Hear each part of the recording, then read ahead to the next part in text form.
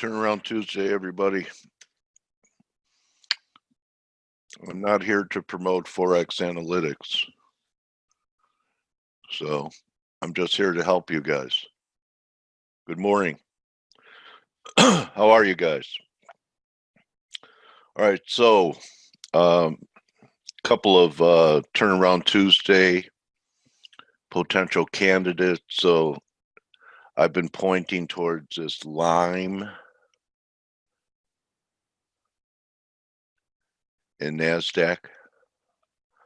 And on the weekly, it looks like we kissed the lime.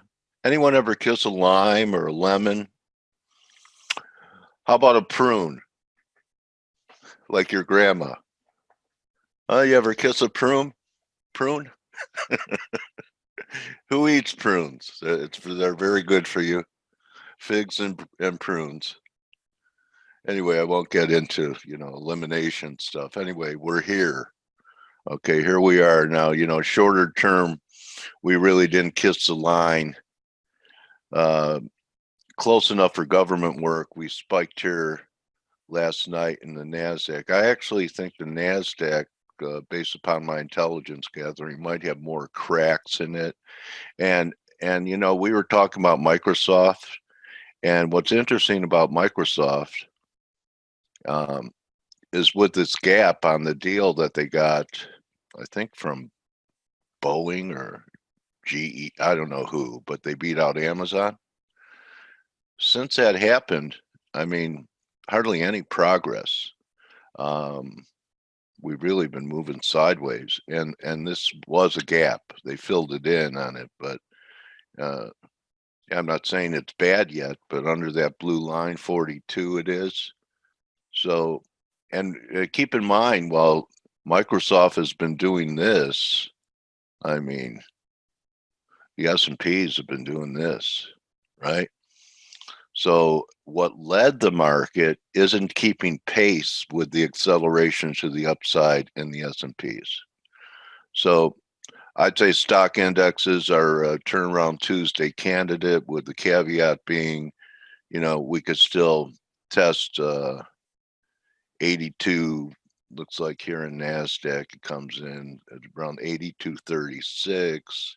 One of Grega's numbers was 80 in the S&Ps. Peter Goodburn was 65. We're above that. There's some people talking 3,100. So, I'm not talking about this being the top of the market and entering the new bear market. But again, I think there's going to be a high in the next several days that gives us a correction into Thanksgiving. Everyone with me on my analysis? Is everyone seeing my screen? I can see your screen. Good morning. Oh, yes. Thank you very much. Okay, but no Same charts. Here. But no charts. I can see. All right. Anyway, I'm going to take the video off. There is a chance. I don't know. I just wanted to wear. I woke up today, Coach, guys, and Coach, if they're on a MacBook or something, there is a chance, since you're sharing your screen, that Zoom, the main screen, got maximized and moved to the next virtual screen. So check that out.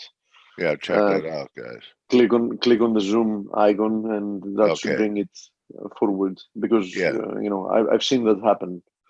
Yeah, Brock says he's on a MacBook. Actually, you see. From what I can see, your the quotes are not moving. So maybe the screen is frozen. I can see a chart, a NASDAQ chart, but I can't see anything moving anywhere. On the right-hand side, they're moving for me. No. That's a different story now. That what he mentions is that your screen seems to be frozen. Have you paused it by mistake? No. Okay. Why don't you try stop sharing and share again? Maybe that's why they can't see the live screen, because it's been, let's see.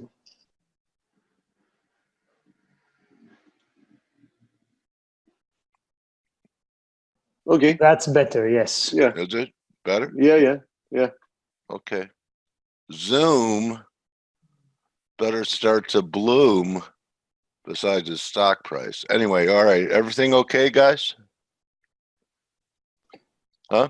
Okay. Everything seems to be All fine. good, all good. All good. All right. So,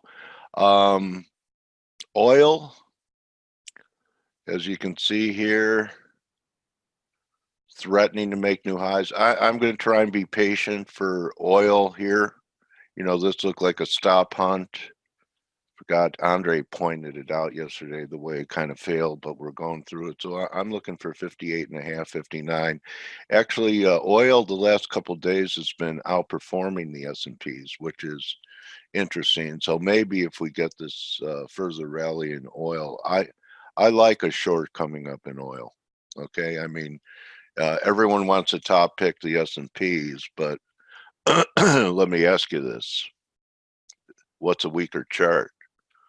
A market making 1, 2 lower highs in a descending triangle, or this? So, you know, if you look at the two charts, which one is displaying more relative weakness? It's obvious, right? So the other thing I'm looking at, I'm down on the trade. I took it last night from 108.76 is the yen here. Excellent recovery from Friday's sell-off. I think we're probably 78.6 back here, but you know, we're right back into this congestion range. So I'm not sure this is going to be, you know, a puke job, but you know, why can't we pull back to 8.5? You know, I'm not looking to make $1 million in the market on one trade, and no one should. Just make money. And with that being said, what do you guys think of the ForexAnalytix hat? I don't know if Blake has any left.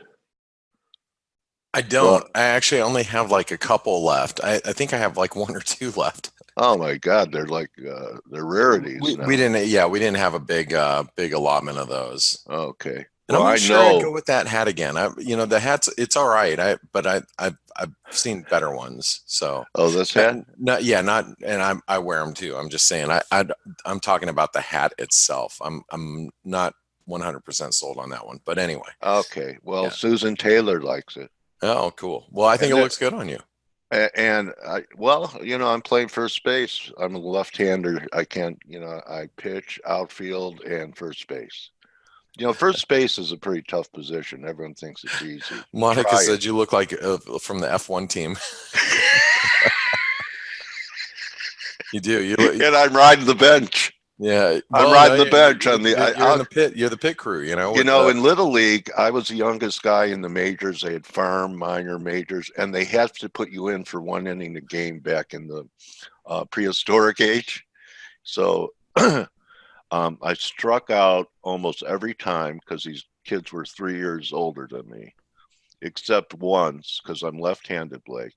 They all would shift, pull over. And I got lucky and hit a ground ball down third base. And my one hit that season was a home run, a grounder down the third base line. Wow.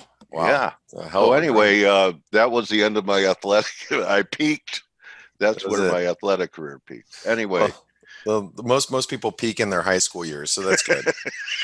Anyway, so kind of quiet again today, brother. It is. Yeah, the euro's trading heavy. The dollar's still pretty firm. You know, the dollar's up on let me go ahead and so 1120 was trying to hold yesterday in euro.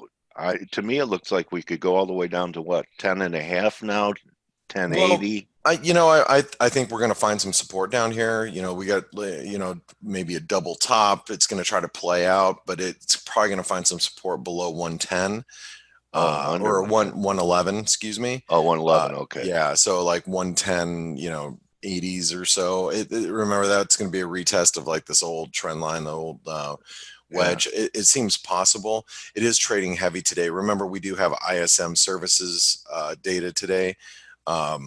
You know, which, you know, we got the jobs report and it's probably going to be, I mean, everybody's expecting a strong number. So the way to play it is if it's a weak number. If it's a weak number, I don't know if the euro's the way to play it. You know, the better way to play it might be playing the dollar yen, because the dollar yen's had such a big rally off of the lows. I mean, Yeah. That's an enormous rally. Now, remember, one of the reasons why the dollar yen's up here is because all the news, China trade related news. Oh. Yeah. And last night, the FT reported that the U.S. officials are debating whether or not to remove tariffs on 112 billion worth of Chinese imports, so they can secure that phase one deal. So that's what the FT reported last night, and that just boosted the dollar yen up again. So the dollar yen was already firm. We're at the 618, and we're just continuing higher. Now the hourly, we have the 78.6 on it now. Not yet. We would be up there around 108.99, well 109 level, but relative strength is really divergent on the hourlies, and it's getting a little overbought. So like I said, I think that on a weak number, shorting the dollar yen makes sense, but also keeping in mind that we have a big long-term, inverted head and shoulder pattern too. That's still set up. It's not, it's not only developed in price, but also in time. This is a real, like, you look at how long it took to develop the left shoulder. Yeah. The right shoulder is, oops, let me grab that. Let's see. Is about, a few more weeks. Yeah, just this is the hourly. A couple more, 4 hours. Yeah, a couple more days. Yeah. So, big inverted head and shoulder pattern still developing. So you got to be a little careful being short dollar yen. But if we're just talking about the number and talking about today, a scalp. Yeah, you might be able to squeeze out a little bit, on the short side today, potentially. Can I ask you this, like, Blake? Today the euro's down 18, cable's up 18. When I see a day like that, I don't want to fade dollar strength when the euro is weaker than the pound and EG's under pressure. Do you feel the same way?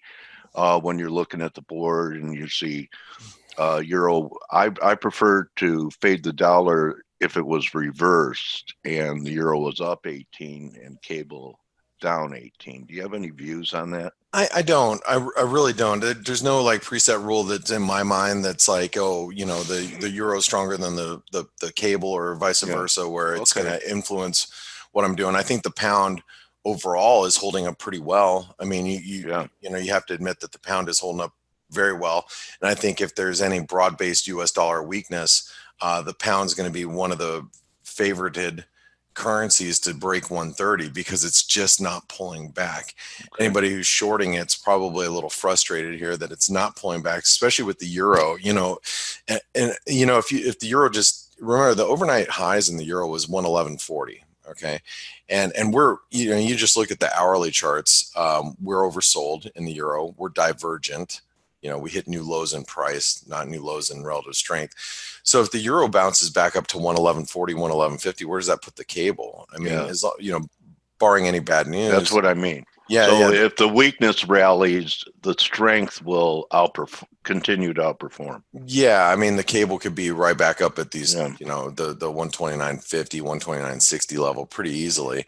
So thanks for answering that, buddy. Yeah, you're welcome. It's not like I said, I don't have a preference, but in the event of dollar weakness, you could probably look at the cable too, not just the dollar yen. You could probably look at the cable and say, well, the cable's just not going down. So, being long that makes, perfect sense at this point. Like I said, I have to note that the pound is holding up really well. And, we may need further news to actually get it to break out, like, whether it's, election poll related news to show that the Labor Party is truly in the driver's seat, which we can talk to Stelios about here in a bit, because I know the polls are actually fairly tight right now, but that could probably strengthen the cable a little bit. But like I said, the dollar yen, the bounce in the dollar yen has been pretty massive. But look at just take a look at relative strength right now. A, we're overbought. B, it's divergent here on this rally. So you got to be a little bit more cautious with the dollar yen, even after, the overnight news. A couple other things that I'll make mention of. The RBA kept their rates unchanged. They left an easing bias, but the Aussie still, firmed up towards highs.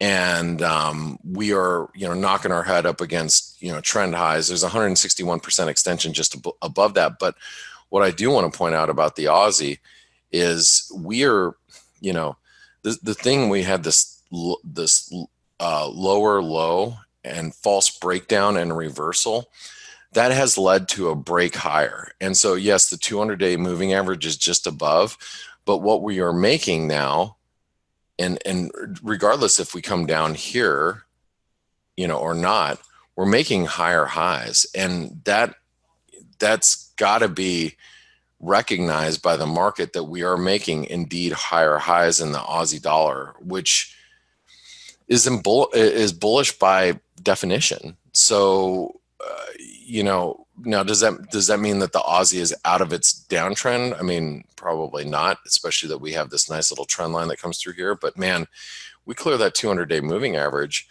and the Aussie will really be leading this charge higher or lower in the dollar. You could look at it. But I think that these highs up here around the 69.50 level roughly are very key.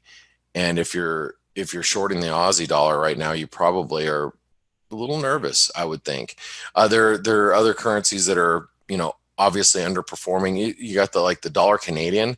It's surprising, with as much dollar strength as we've had, that the dollar Canadian is having a really difficult time getting out of its own way right now. I'm 100%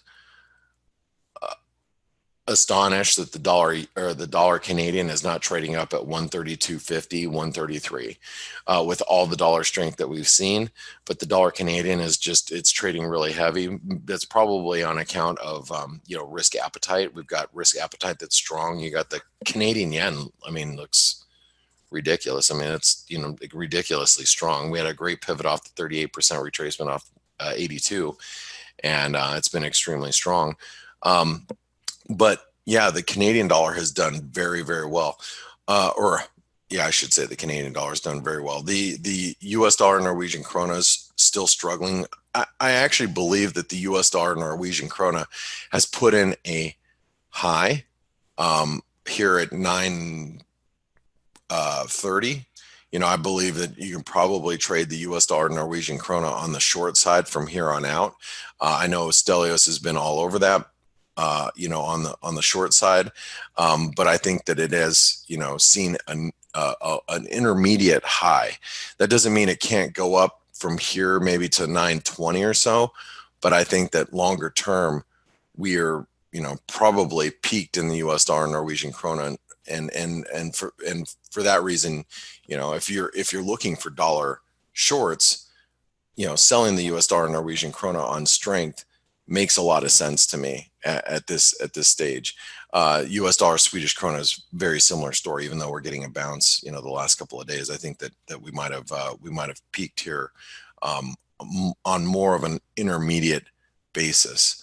So another currency that I guess we should note is the U.S. dollar Swiss franc has been really strong. It's had a nice bounce back.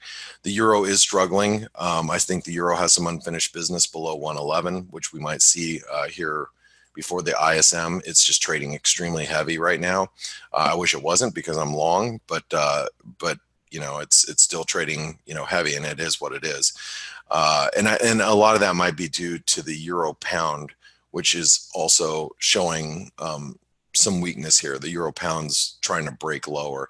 We're in a tight triangle, so that's probably weighing a bit on the euro dollar, the euro currency in general. And actually, if you look at like the euro Aussie is trading below the 200-day moving average, there's a lot of euro pairs that are actually under some pressure. So it would explain why the euro dollar is trading as heavy as it is right now. With that being said, I'd like to bring in my colleagues Steve and Stelios, and see Stelios maybe has some flavor on why the pound's holding up a little bit better this morning. No, I don't. I don't want to talk about the Brexit or the pound anymore. I wouldn't want to talk about it either. Good morning. So, well, let's turn it to something that you might be more interested in talking about. We got the U.S. dollar, Norwegian krone. Hey, good morning, Steve. It's good morning. The Norway. We'll talk about everything. the NOK is holding up relatively well here. It is trying, and the oil is obviously helping as well. But I stand by my view. It's been very frustrating because I've been short Euro Norway and dollar Norway. Dollar Norway is probably around flat now, but Euro Norway I'm a little bit underwater. But I still believe this is the right trade. And actually, dollar Norway now has no carry either. Remember, the US rates were quite a bit higher than Norway until recently, and so yeah, I still believe in that. Now the UK, we are getting closer to the elections. Like you correctly said, the split is roughly half a 50-50 in terms of Conservatives plus Brexit Party versus Labour plus Lib Dems. The interesting thing I was reading today was that there was a YouGov poll, which is supposed to be pretty actually accurate. I don't want to say accurate, but it's something that people look at. And in London, which is population-wise pretty big part of England, the lead that Labour had from the general election in 2017 has shrunk massively. So I was just reading the numbers. I actually didn't remember that it was such a big lead, but 2017 Labour had 55%, Conservatives 33%. And Lib Dems 9. Now it's 35 versus 23. It's still in the lead, but much tighter. Right. Yeah. The euro's coming under pressure, by the way. There comes the euro down to, it should hit the 78% retracement, take all the stops below 111, just FYI. Yeah. So that's a pretty big, it's a tighter race than people thought it was going to be.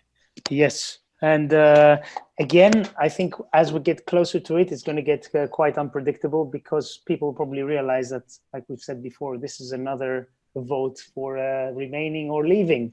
So as this will sink in, I think we might see swings in the polls. And also it will depend on the participation rate, how many, what percentage of people vote, and the demographics, age groups and etc. So that's going to be very interesting. We've had nothing more from the pound. We had some numbers today. Service PMI beat a little bit, was exactly at 50.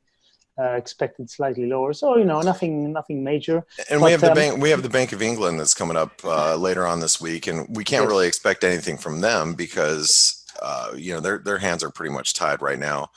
With Brexit looming, right? There's no way they're gonna do anything ahead of the elections and ahead of a Brexit outcome. And they've said it before that the main obstacle is Brexit for the policy to actually change.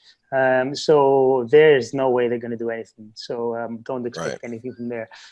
You did mention the RBA, who were on hold at 0.75%. It's interesting because the market has been pricing more cuts. They cut in October, remember, and has been pricing more cuts. But after last week or so, when we had inflation uptick, some housing data was better. Overall, it's looking a little bit better.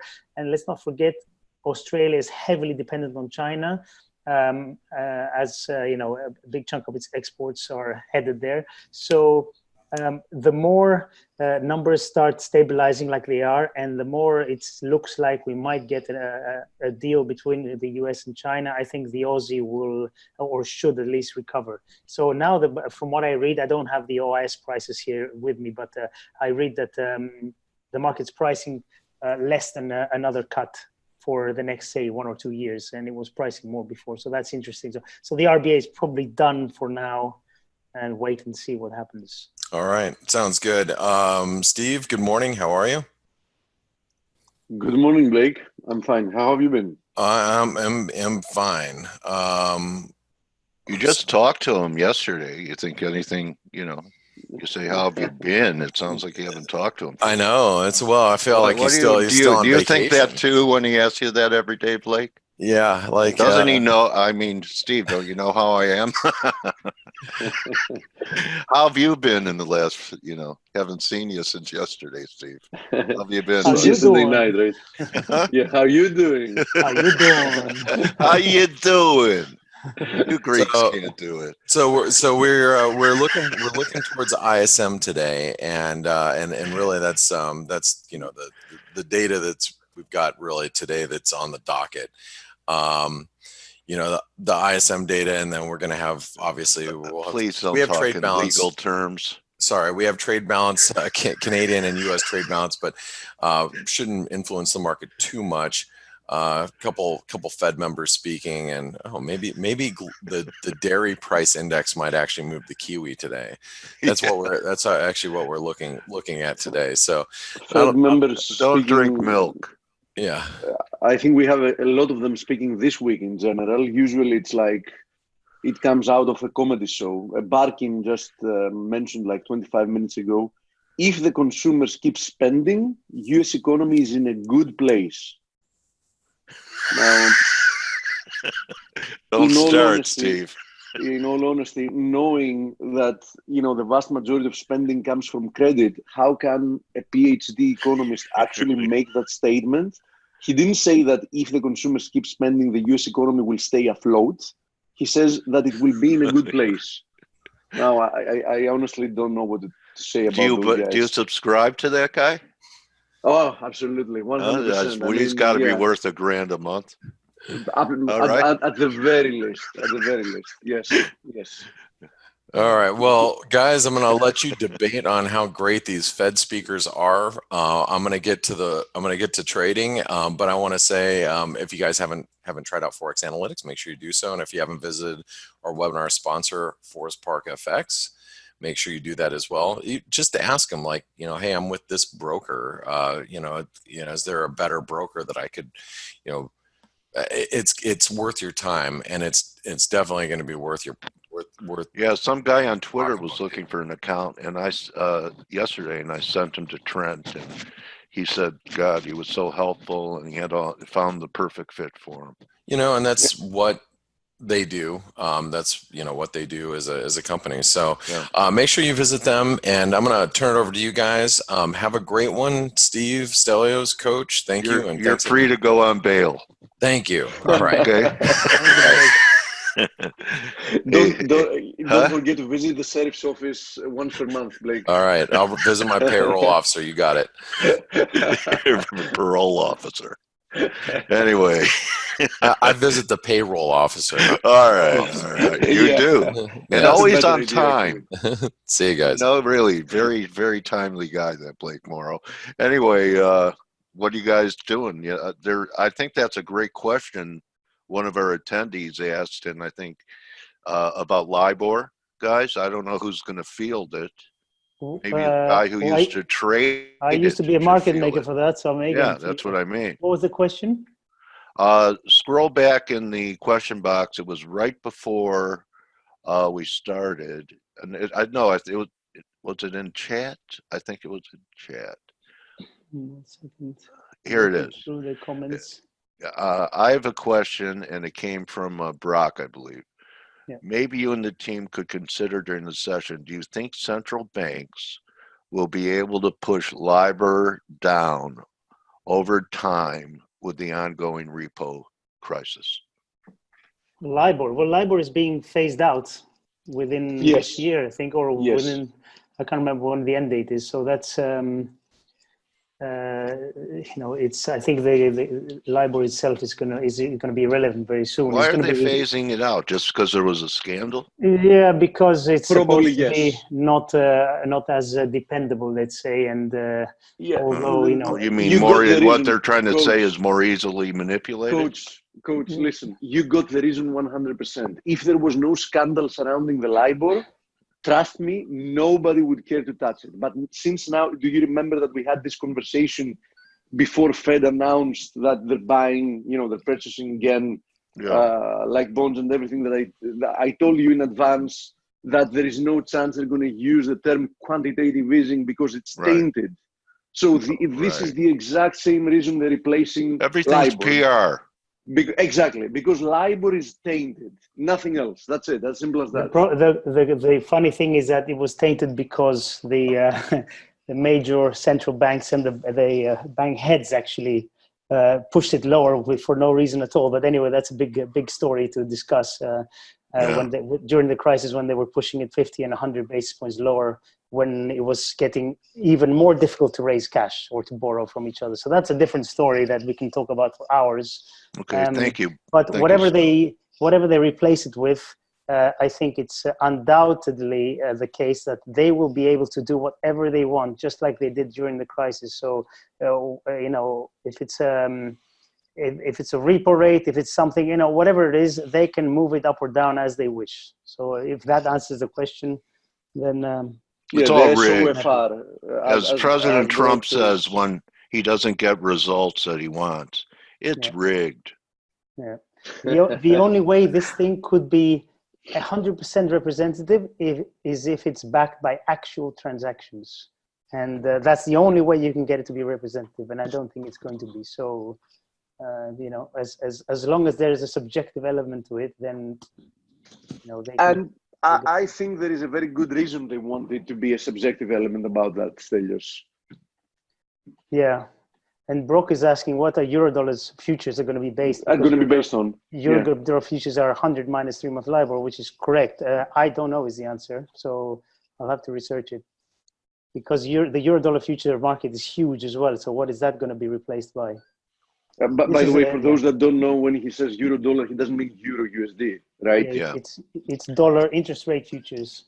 Exactly. That was another game to, increase money supply, wasn't it?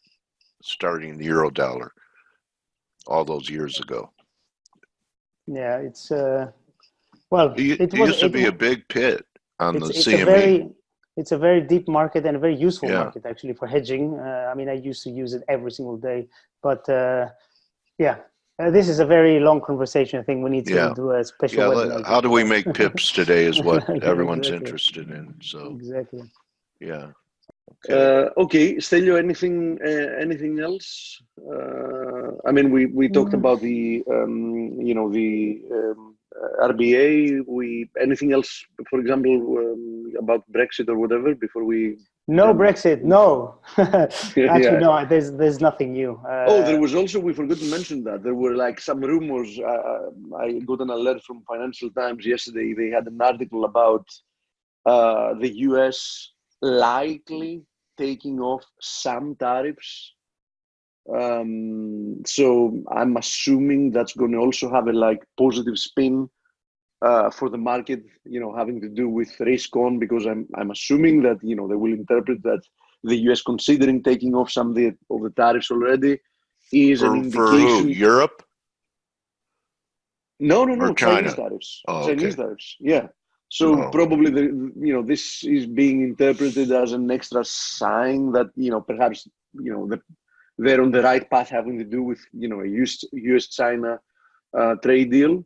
Now I don't think we've got any confirmation about that, but that's what came out that's what came out I don't know, 15 hours ago or so. So anything else? You know what that is? That kind of stuff floating around instead of QE. It's QB. You know what that is? Quantitative bullshit. Bullshit. Yes. All right. Anyway, go ahead. Don't get this old man angry in the morning. I'll hit you with my cane. All right, Steve. I don't have anything else to say. Sorry. Okay. Cool. Time to jump on the charts. Okay. How about this? Newsflash. Either do I. You're on your own, man. Oh my. No, don't do this to me. Okay, so let's start today by having a look at the Aussie. And, the reason I want to do this is because we have, a couple of interesting charts regarding the Aussie. One of them is definitely the Aussie USD, which hasn't done anything major since yesterday. I mean, yesterday we had like a down day. So far today, we've had the exact opposite day. So we're back to where we were on Friday, more or less, toying around with this 61.8% fib. What is more important here, though, is the fact that we are stalling very, very close to a confluence of resistances, which will define if the Aussie remains in a downtrend or if something else is about to happen here. You can see here we have this blue descending channel, and on top of it, we also have the 200 daily moving average. So, you know, all that comes at 69.50. So we're like 50 pips below that. So I do think that 69.50 is a key area for the Aussie against the US dollar. So, you know, you like it to the downside. This is where you sorted. You have a very good risk reward ratio. But, you know, if it breaks out and it closes above 69.50, I'm pretty sure that we're going to see an extension higher. Perhaps this was just building some type of a base here. Of course, you know, you always need to respect the trend, and the trend remains lower as long as, you know, that area holds. But keep an eye on it, because if it fails, I'm pretty sure we, you know, there are going to be, you know, significant stop losses there, and we will see an extension higher. Now, having to do with the Aussie against the Kiwi, let's see if this time it is actually ready to continue higher. I mean, this was likely a flag. We pushed higher, we came down, like we retested it. You know, it's a little bit, you know, the chart here is a little bit messed up. I mean, perhaps it was a pennant, who knows? I mean, something like that. But in any case, this move lower did look quite corrective. Okay, so something like that, perhaps.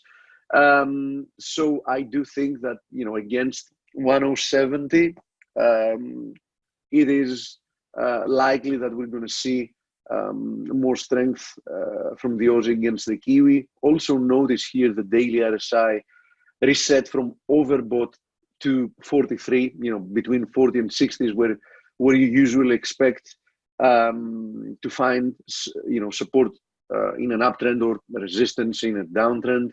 So that also is quite positive. So we might see another push higher from here. Now, the Aussie against the yen is somewhat less clear, but I can tell you one thing for sure: we have a nice confluence of resistances higher from where we currently are at 76.20, where we complete the equality target from the first leg higher to a second leg higher.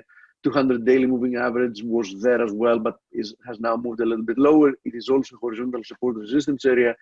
So, you know, another 100 pips to the upside looks like a likely scenario for the Aussie against the yen. And last but not least, I wanted to show the Euro Aussie, because the Euro Aussie is actually looking like it's breaking down. There it is. So look at this. Quite a massive ascending wedge, right? And look at today's candle, penetrating through that confluence of supports and the 200 daily moving average, which was just below. So of course it remains to be seen if we will manage to close below, but I have to say that if we do manage to close below 161, I really don't see any area of support until we reach 159 to begin with. Needless to say that, you know, that might have a lot more implications than, you know, a lot bigger implications than just a move down to 159, because you can see this massive formation, which like dates back to the beginning of 2017. So it's like 2.5 years, a little bit more than 2.5 years. So Euro Aussie, quite a significant move here. Euro Kiwi, by the way, since we're here, also probably attempting to break down from here, but as you see, nothing in comparison to what we have in Euro Aussie, because, you know, even if we take into account this possible ascending wedge, what hasn't changed is that we remain in a, you know, in a bigger symmetrical triangle. So Euro Aussie definitely looks like a much better bet for a short position than Euro Kiwi looks at the moment. And that's another signal that perhaps the Aussie against the Kiwi is going to do well. So the Aussie Kiwi might continue higher from here after that period of consolidation. Now, since we're talking about cross rates and we didn't mention those yesterday, if we want to have a look at the pound's equivalent rates, let's first say that the pound is likely in a triangle here. We mentioned that actually you weren't here because it was a special webinar. We're likely in a triangle, so the pound looks like it is about to break higher. But having a look at the pound against the Aussie, there it is. You see that we've had a healthy move lower. Now, so far it looks corrective. So, even if the Aussie is to do well with the pound looking as constructive as it does, it's probably, better to, trade like Aussie and Kiwi against the Euro, as you understand. Anyhow, this move lower looks corrective. Keep in mind that pound Aussie is still trapped within an expanding triangle, a megaphone formation. And here's the pound against the Kiwi, likely within a triangle as well. So this looks like it might get resolved to the upside as well. Now, in this case, pound against the Kiwi, we remain within a long-term ascending channel. And as usually, the market, I'm pretty sure that it managed to trap quite a lot of people in the wrong direction when it falsely broke below this channel. You can see it in this area here back in, what was it? End of July, start of August. Okay. Now, since we covered those, a couple more things before I go to questions. One is, we had quite a nice constructive move higher here in the USD CAD.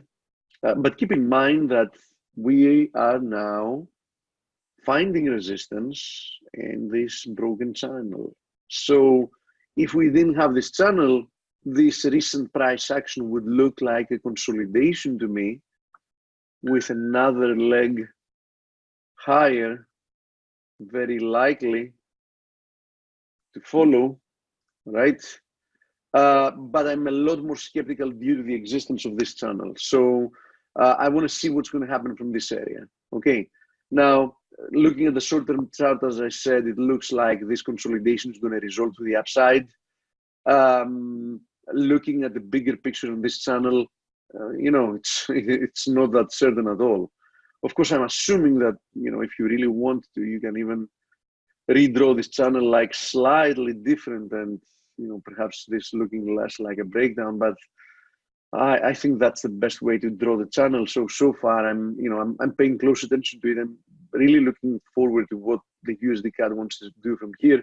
As Blake showed, earlier, the CAD against the yen is, in any case, doing very well. Keep in mind that, we were talking about this descending trend line resistance. We broke above it. We came down. We retested the 200 daily moving average and this horizontal support area, and we seem to be, finding a nice bid once again. In any case, 83.40,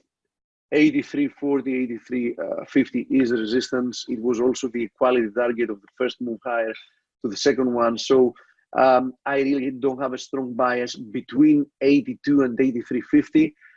But I'm pretty convinced that, either a break above 83.50 or a break below 82 is going to produce follow through one way or another.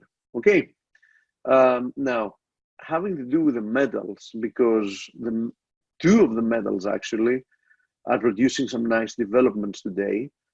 Let's have a look at crude first, and then I'm going to jump to the metals because there was a question about it. And the only thing I have to say here is that nothing has changed.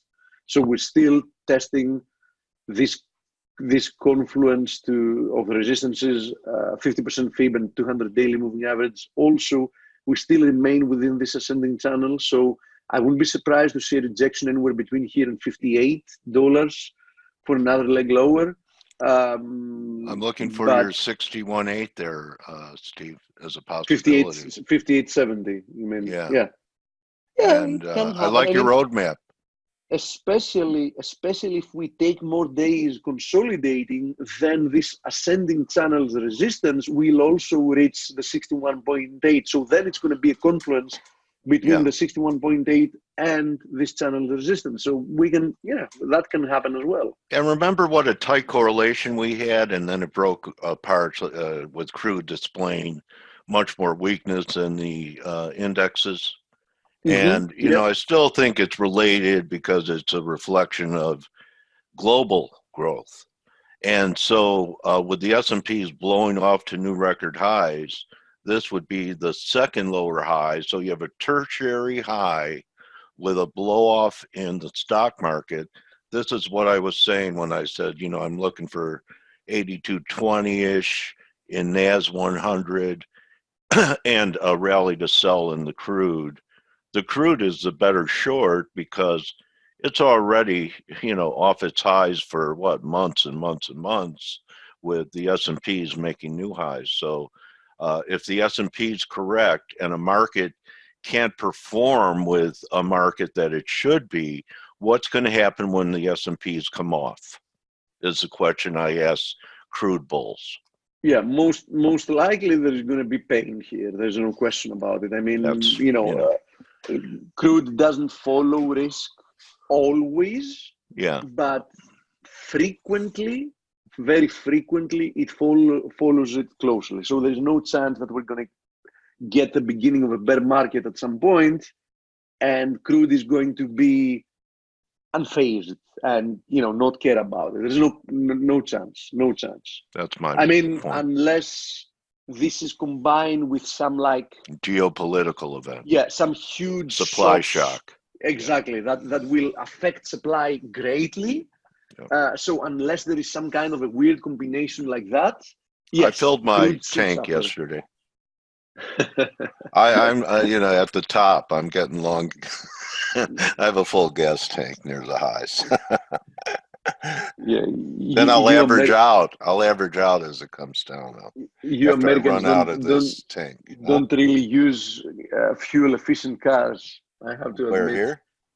Yeah. Yeah, I know. I have a carbon footprint size 13. Okay. I'm with you. I mean, I like fast cars, so as you understand, that doesn't go along with low emissions, obviously. Isn't it a blast? And aren't we fortunate to enjoy what we do? Oh yeah, absolutely. Laughing in the morning and looking to make pips. Can you think of anything better? Well, yeah, there's a few things, but not many though. Not many.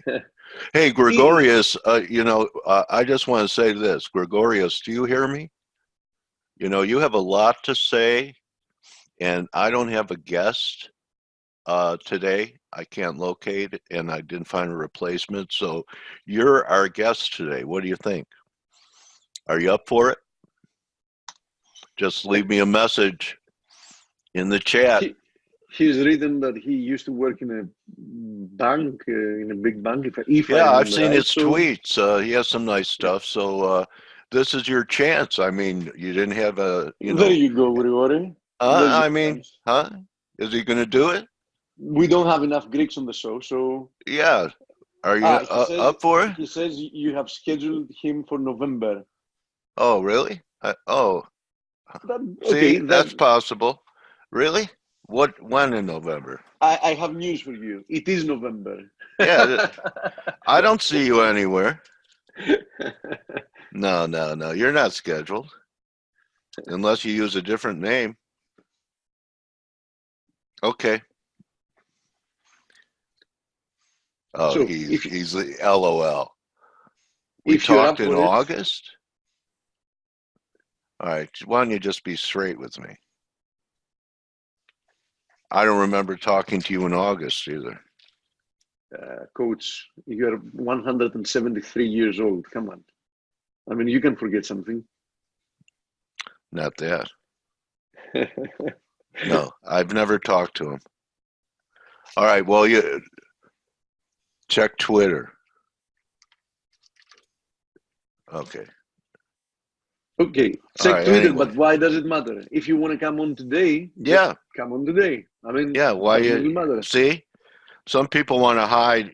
I'm suspecting he's a millennial, and he only feels comfortable texting or No, posting. And he isn't. Stop trying to provoke oh, him. he's He's going not. to come on. He's going to come on regardless. What do you mean? You talk about what every day? You're telling us where the markets are going to go. This is your chance to tell, 300-400 people. Show them what you got. Okay. All right. Anyway, Steve, we have no guests today. Any brave people out there? You don't I have to think be prepared. You're you trading don't have to right be now. prepared. Do you think I prepared anything for today? You think I ever scripted? Do you think I've ever scripted an interview? I don't know what I'm going to say. All right, we bullied him into it. Yeah, there you go. John Davies I knew John, you were just on yesterday. I knew I don't want he's the up for the spotlight challenge. to burn the rest of your hair off your head. I knew he was up for the challenge. Okay. So we All have Grigoris today. Great. Yeah, so, great. Yeah. I'll now, make you the panelist. Just relax in 10 minutes. Let me go through a couple of charts that Isn't are quite live TV great, man? Oh, it is. It is. This is live, man. TV, I call it. Yeah, almost TV. Okay. For 2019 standards, you can call it TV. Everything. So, I have the rabbit ears up on my TV right now. Coach, Platinum. You remember right. this trend line? Yeah. Guess what? It worked again. You see? So Platinum, another nice rejection. So, this is something I wanted to mention. And, perhaps this will point to, a few days of weakness in the rest of the metals, because guess what? Look at Palladium. Palladium is also trying to break down. Now, don't misunderstand me here. I mean, breaking through a very steep ascending channel, is not a sign that you should be going all in, shorting Palladium. I mean, Palladium has proved that it's very strong, and we still haven't fulfilled one of the targets, which is the cup and handle formations target at 1940. But that doesn't mean that Palladium can't do something like this, right? Before completing the target. So keep an eye on them. Both Palladium and Platinum are showing some signs that, they might be about to, suffer further. And look also at the move we have here in silver, quite a big move down today, and gold. So I do think that, there it is, actually. Gold just crossed through an alert that we had placed. So I want to see how this is going to work out, because keep in mind, I mean, it's not necessary that the pennant we have in place was that one and it's not this one, right? I am very, very convinced that the metals are moving higher, but that doesn't mean that before moving higher, they can't first, get a lot of the bulls disappointed and out of their positions by, for example, posting a lower low before moving higher. As I've said multiple times here, you have to keep in mind, corrective moves are notoriously difficult to read and predict in advance what kind of form they will take, okay? So I remain very bullish the metals, but, we might even see a lower low before, the uptrend can resume. So, that's what I wanted to stress out today. Let me go through your questions. Okay, Grigori, he's going to make a coffee and he's going to come back in full force.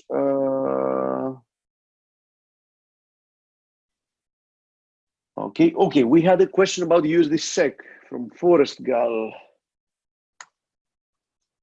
So, USD SEC. Now, as I mentioned yesterday, USD SEC was testing a very key level. You can see we had this ascending wedge drawn out here since a long time ago. We found support exactly there, and as long as this holds, you don't really have a reason to be very bearish, because even if it eventually breaks down, there is nobody. Let's delete all this. There is nobody saying that it can't first do something like this, right?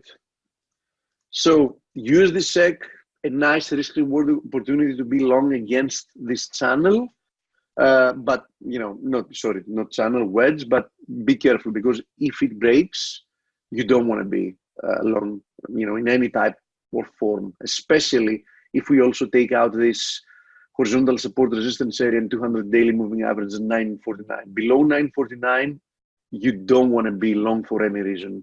I'm pretty sure that we're going to see much lower prices once we end up breaking through that area.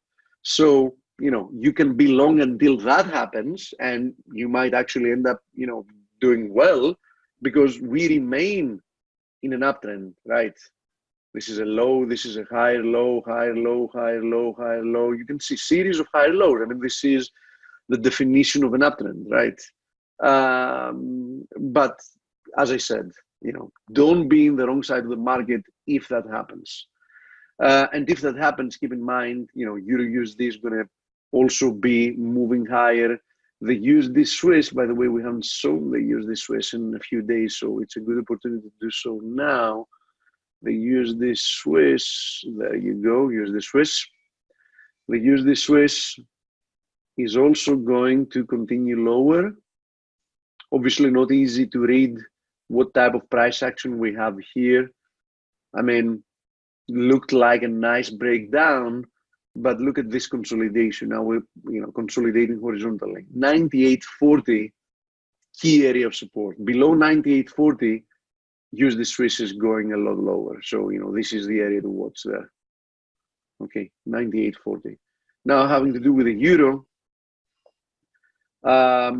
several levels to watch. One of them is definitely this one. Let me put a line there actually, because it's quite significant. Let's do it in blue, so you can see this trend line there. Okay, where does this pass from? There you go. It's 110.70. So 110.70, first area of support to watch, and then 110.30. So 110.70, 110.30, good areas of support. I still have a decently constructive bias here. I think this market can end up really squeezing people the way that the cable has done. Of course, there's no proof yet. I mean, we still have lower highs so far, but my gut feeling tells me that there is a very decent chance we're going to squeeze people out. So far, I'm viewing this as a horizontal consolidation, as some type of a short-term correction. Talk about copper and USD. Yeah, absolutely. I will gladly do that. So Chinese yuan and copper. So Chinese yuan, if I remember right, I was looking at it earlier today, is about to test an important area. There it is. And you can see why. So we had this cap and handle formation, likely cap and handle formation. We broke above it. Then we looked like we were consolidating in a triangle. So I expected that we might have seen one more push to the upside, but that's not what happened, because as you see, we collapsed through that trend line. And guess what? We are about to retest previous resistance at 697, 698. So there is no question about it. You like it to the upside, this is exactly where you buy it. But if we break through it again, then this might indicate that that was, the last thrust higher, and a much deeper corrective move lower might be about to begin. So, good question. I wanted to mention it, but I forgot about it. Very key area here for the Chinese yuan against the US dollar, and having to do with the copper that you asked. There it is. Copper, I think I showed this last week. Now, if you want to take this as a descending wedge, which it likely is, we broke above it. We came down. We didn't actually retest it, but I mean, we did come down, still held above it. And, we seem to be decently well bid here. So what I'm going to tell you here about copper is we have this confluence of the 200 daily moving average and horizontal resistance area at 272. I think that's quite a key area to watch. A break above 272, I think, will indicate that we might have a much stronger recovery underway there. Okay. So that's what I think about copper. And obviously, that would also bode well with the possibility of the Aussie against the US dollar breaking out from that confluence of resistances we were talking about earlier. We're just like 50 pips away. Very frequently, copper and the Aussie are, correlated, very well correlated with each other. In the past, it was actually, the correlation was even better. Now it's circumstantial, as we mentioned about crude and the S&P, that, on occasion, crude will follow very closely the S&P, but other times it will decouple.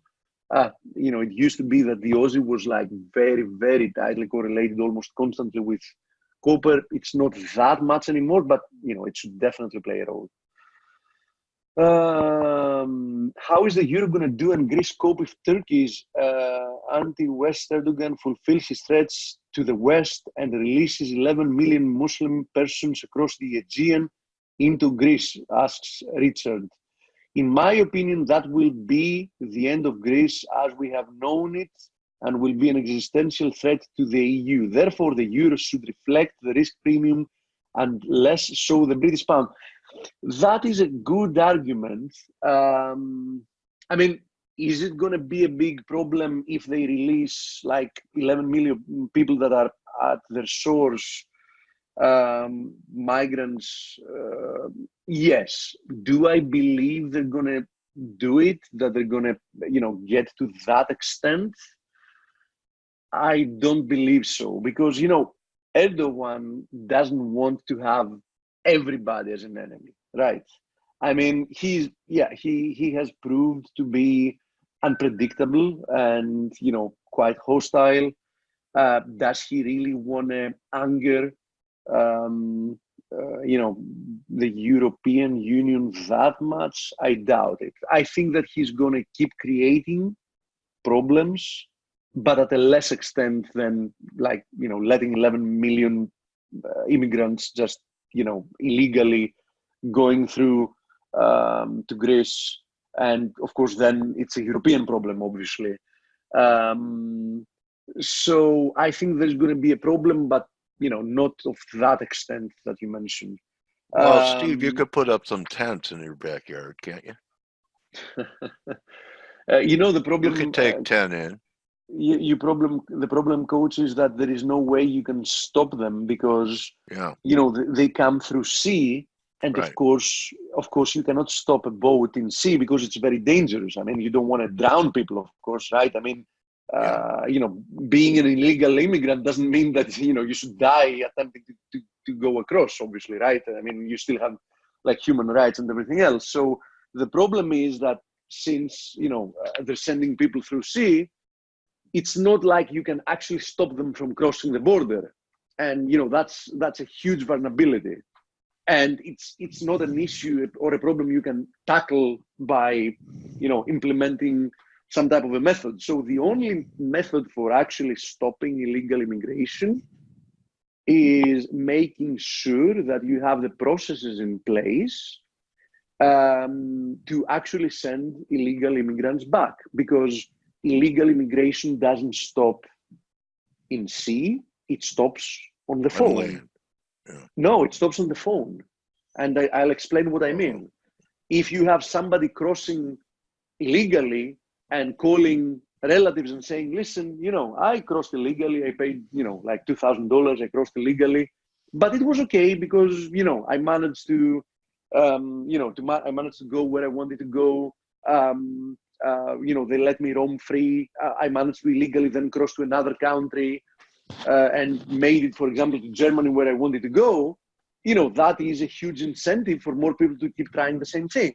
Now, oppositely, if, your relative calls you and tells you that, Good listen, point. Yeah. I'm in jail.